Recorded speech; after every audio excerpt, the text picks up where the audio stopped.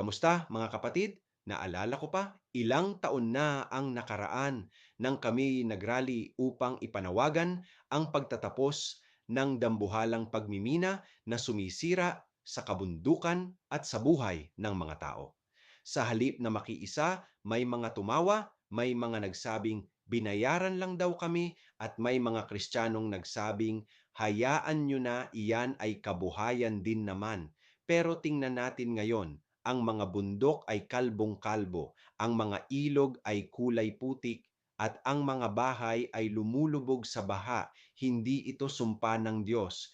Ito ay bunga ng kasakiman ng tao. Sabi nga sa aklat ng Henesis, ang tao ay nilikha upang pangalagaan ang lupa, hindi upang dambungin ito para sa sariling yaman.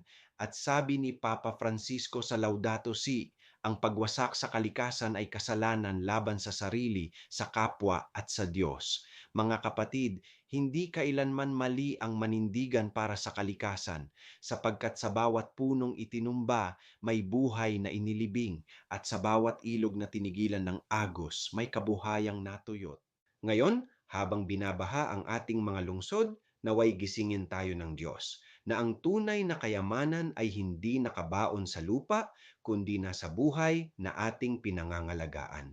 Ako, si Padre Jesse Galilea, may pusong Pinoy, kasama mo sa pananalig at pakikibakang panlipunan. Hanggang sa muli, mga kapatid.